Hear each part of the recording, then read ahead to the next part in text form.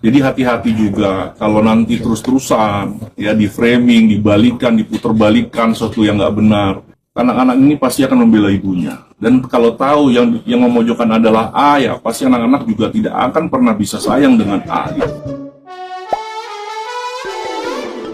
Konflik hukum antara Ruben Onsu dan Sarwenda semakin memanas hingga menyeret aspek emosional anak-anak mereka.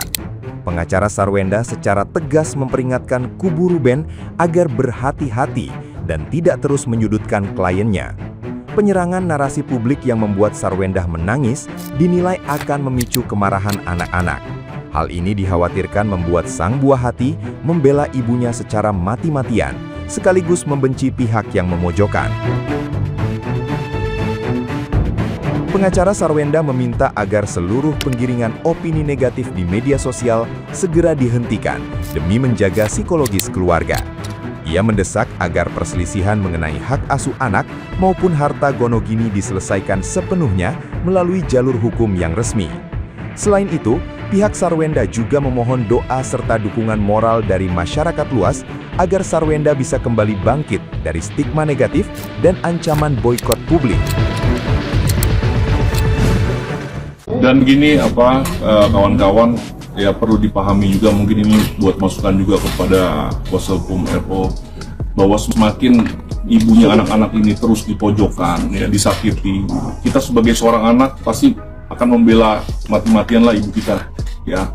Jadi hati-hati juga kalau nanti terus-terusan ya di framing, dibalikan, diputerbalikan sesuatu yang nggak benar, yang membuat klien kami terus menangis, dan anak-anaknya melihat, anak-anaknya juga makin tidak sayang nanti dengan orang yang memojokkan klien kami. Saya tidak bilang siapa, ya, tapi anak-anak ini pasti akan membela ibunya. Dan kalau tahu yang memojokkan adalah A, ya pasti anak-anak juga tidak akan pernah bisa sayang dengan A gitu.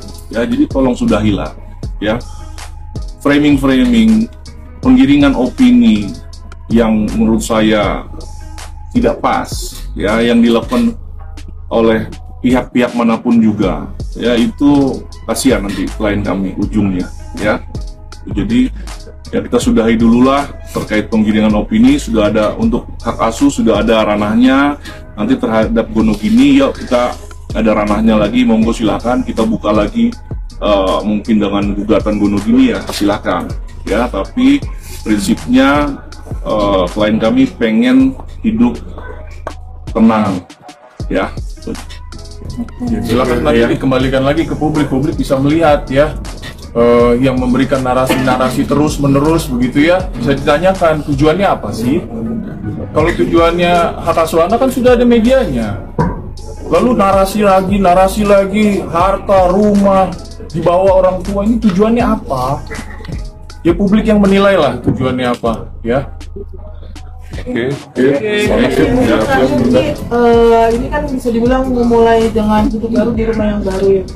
Mungkin apalagi kan mulai kerja baru lagi, ada rasa ketakutan nggak sih? Apalagi kan sebelum-sebelumnya sempat yang kita tahu kan sempat memanas sampai masyarakat ada aksi boikot Cici nih. Gimana nih Ci, mungkin Cici sendiri untuk bangkit lagi, Ci? Mohon doanya. Oke. Ya, thank you. Oke,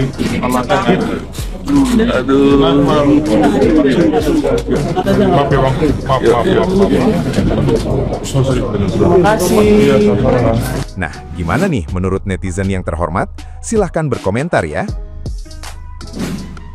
Oke, kita bahas pengacara dari Mbak SW atau janda Ruben Onsu yang sudah melakukan keblunderan yang bikin netizen ini AAII dan ngok-ngok begitu.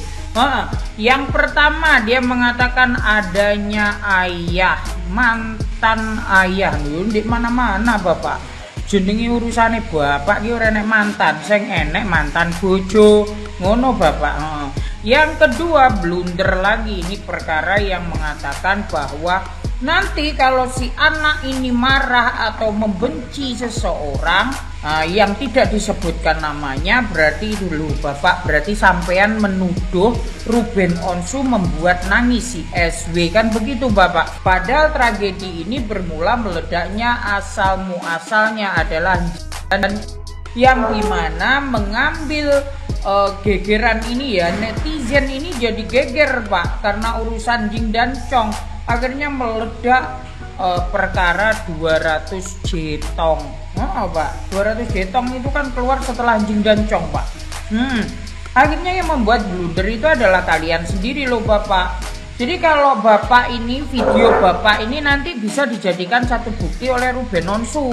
Kalau sampai anak ini membenci bapaknya, berarti ada yang namanya bahasanya itu apa ya? Mendoktrin Bapak.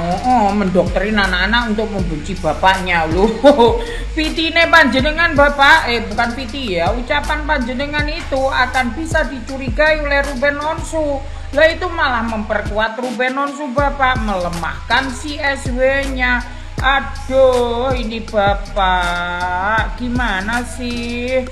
Blunder tentang mantan ayah, kemudian ada blunder lagi mengatakan ketika nanti anak ini melihat ibunya nangis-nangis nanti akan membenci orang yang tidak disebutkan. Berarti Bapak, kalau si anak-anak ini nanti membenci bapaknya, ada yang mendoktrin, kan begitu Bapak? Nanti malah diduga begitu loh Bapak. Ini Bapak wes ngono wae yo mari. Kalau kata pengacara Ruben Onsu, jangan heran kalau Ruben Onsu ini sampai BB-nya menyusut. Ya iyalah, mikirin angsuran sebanyak itu, 379 jeti. Belum lagi yang lain-lain, belum bayar karyawan, belum ini itu, bayar ini itu. Jadi jangan heran kalau Ruben Onsu ini live-nya itu non-stop. Live jualan non-stop. Jangan heran, jangan dihujat. Karena itulah seorang donatur sayang. Kalau kau bukan donatur dilarang mengatur. Indeks ekonomi di masa serba sulit apa-apa serba naik. Masih ada orang yang menghujat seorang donatur seperti Ruben Onsu. Masih dibilang cangcong lah, masih dibilang pencitraan lah, masih dibilang cari panggung lah. Aduh, hari gini ini itu semakin langka. Jadi kalau ada seseorang yang bersedia untuk memberikan ini, hargailah dia. Saya barusan melihat ada VT dari seseorang, tapi di situ ada VT mengenai doa dari Tania ya, berdoa supaya ada uang untuk beli rumah baru ya. Kasian ya dengernya, saya bener-bener kasian loh. Tapi di sini yang salah siapa? Bukan Ko Ruben loh yang salah ya. Para pendukungnya Cici SW ya, lihat ya. Di sini yang salah bukan Ko Ruben ya. Karena Ko Ruben itu sudah sangat baik ya, melaksanakan tanggung jawabnya sebagai seorang ayah ya. Di sini yang patut kita salahkan sebenarnya adalah Cici SW ya. Coba dia tidak ego ya. Kan anak-anak itu tidak akan jadi pindah ya dari rumah yang anak-anak ini sudah suka gitu ya. Mereka punya kamar masing-masing ya kan. Tadi juga saya lihat VT-nya Thalia, dia membongkar celengannya untuk bisa dibikinkan kamar yang bagus. Coba itu Cici SW nggak sedih apa melihat kayak gitu anak-anaknya ya, gitu loh ya kan. Cobalah kamu tidak seperti itu ya kan. Coba kamu baik-baik, tidak membuat hal ini menjadi lebih bermasalah gitu ya. Ditambah juga pengacaranya ngomongnya juga seperti seolah-olah kayaknya hujatan-hujatan itu dari pihak Ko-R itu untuk ibunya gitu ya, yang membuat anak-anaknya menjadi sedih gitu ya. Nah ini jadi siapa sebenarnya yang suka memframing ya kan? Jadi coba deh teman-teman lihat, barangkali udah ada yang lihat nih ya, VT dari Thalia yang membongkar celengan dan juga VT Tania yang sedang berdoa untuk bisa membeli rumah baru ya. Di sini yang jadi korban siapa? Sekali lagi anak-anak ya. Tapi tidak kesalahan sepenuhnya dari Ko-R ya. Karena Ko-R sangat bertanggung jawab menjadi seorang ayah yang menafkahi anak-anaknya ya. Makanya di sini Koer sedang berjuang ya untuk mengambil hak asuh anak-anaknya jatuh ke tangannya ya. Jadi kita teman-teman, bukan saya juga membenci Cici SW, enggak, tetapi ini semua udah kesalahan dari kamu ya. Kamu harus bisa menerima ya untuk kebaikan anak-anakmu ya. Oke teman-teman ya, bye-bye. Ditanyain Sarwendanya sama timnya tuh ditanya, hari ini persidangannya tentang apa? Terus si tim pengacaranya bilang hari ini untuk ya mediasi untuk hak asuh anak gitu. Terus ditanyain sama wartawan, katanya pindah ya gitu. Katanya dari kubu sebelah katanya nggak dapat informasi soal kepindahan ke rumah barunya gitu. Terus dari pihak tim pengacaranya Sarwenda itu memperlihatkan isi chatnya kepada RO atau Karuben gitu, dimana di hari yang sama dia menginformasikan kepindahan mereka, dia sama anak-anaknya ke rumah baru. Bahkan di situ dicantumin alamat lengkapnya gitu. Cuman nggak dapat respon dari pihak RO gitu. Ya, yang mereka juga nggak tahu kenapa nggak direspon gitu. Terus ditanyain sama wartawan kenapa kok tiba-tiba pindah rumah. Pihak Sarwenda itu menjawabnya demi ketenangan anak-anak. Mereka udah capek selalu di pojokan, selalu digiring-giring opini yang seolah-olah ya Sarwenda itu pengennya yaitu kayak ngerebut rumah ya, terus terlalu meminta-minta terhadap duit yang nafkah yang diberikan untuk anak, padahal memang itu katanya sesuai perundang-undangan ya emang hak untuk anak yang udah disepakati pasca perceraian gitu. Terus ditanyain soal si pengacaranya Sarwenda itu juga bilang mereka kesel sama penggiringan opini yang dipaparkan oleh pengacaranya RO, di mana katanya 11M itu hanya untuk biaya kontraktor doang, padahal dari 11,5M itu semuanya termasuk biaya material dan lain-lain gitu, bukan hanya biaya kontraktor. Terus ditanyain kenapa kok pakai jasa bapaknya gitu. Terus si pihak pengacaranya bilang ya kalau punya keluarga yang punya bidang di bidang itu kenapa keahlian di bidang itu kenapa harus ke orang lain gitu. Terus soal harta gono gini yang ditanya, yang soal rumah yang ditempatin kemarin yang sekarang udah ditinggalkan sama Sarwenda dan anak-anak itu, soal harta gono gini itu sebenarnya pihaknya Sarwenda sama RO itu sebenarnya udah sepakat mau melunasi utang KPR yang ada di Bank BCA itu. Udah sepakat nih mau lunasin bareng-bareng setengah-setengah. Terus di tengah jalan si pihak RO itu ternyata membatalkan kesepakatannya sepihak gitu, kata pihak si Sarwenda gitu. Akhirnya oke lah, karena udah capek sama drama soal rumah, si Sarwenda itu menyanggupi untuk melunaskan rumah itu. Terus ternyata karena pihaknya RO nggak mau kan, karena si Sarwendanya itu bilang mau melunasi, terus tiba-tiba lagi bilangnya nggak mau rumah itu ya dilunasin sama Sarwenda juga gitu, katanya gitu. Pokoknya intinya dari pihaknya Sarwenda itu kesel gitu soal rumah itu, katanya bilangnya kesepakatan pertama itu bilangnya oke, utang dibagi 2 untuk dilunasin gitu. Terus di tengah jalan tiba-tiba si RO itu nggak mau.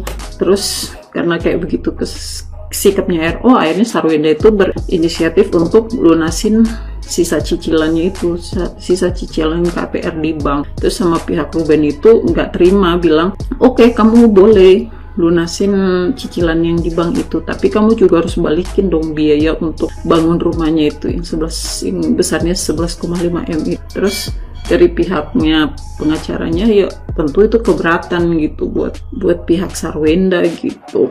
Kenapa kok biaya untuk pembangunan juga harus diberatkan ke dia gitu? Bukannya sudah kesepakatannya setelah cerai, ya udah itu harta untuk Sarwenda yang ujung-ujungnya nanti akan untuk anaknya juga gitu. Tapi pihak Ruben maunya duit untuk pembangunan rumah itu juga harus dibalikin ke dia gitu, yang nilainya 11,5M itu. Terus Sarwenda ditanyain kenapa kok tiba-tiba pindah rumah, katanya ya udah capek sama drama yang memojok-mojokkan mereka gitu, terutama dia dan anak-anak anak-anaknya. Terus pihak pengacaranya bilang mulai dari Januari tahun ini sampai bulan ini katanya memang si Sarwenda itu udah nggak pernah minta uang bulanan untuk anak lagi. Jadi memang dia menghidupi anak-anak, semua kebutuhan rumah termasuk kebutuhan anak-anaknya sendiri dari pendapatan dia sendiri. Terus dia bilang dia udah capek di framing yang jelek-jelek tentang rumah itu. Dia udah capek di framing tentang yang jelek-jelek lah tentang dia, yang seolah-olah dia sangat butuh sama duit yang diberikan oleh mantan suaminya gitu. Dia udah capek, padahal secara finansial sebenarnya Sarwenda itu kata pengacaranya sudah mandiri secara finansial, sudah bisa menghidupi. Buktinya 6 bulan lebih dari bulan Januari sampai sekarang Sarwendanya itu bisa menghidupi anak-anaknya, semua keperluannya gitu, sama keperluan anaknya dan keperluan rumah gitu.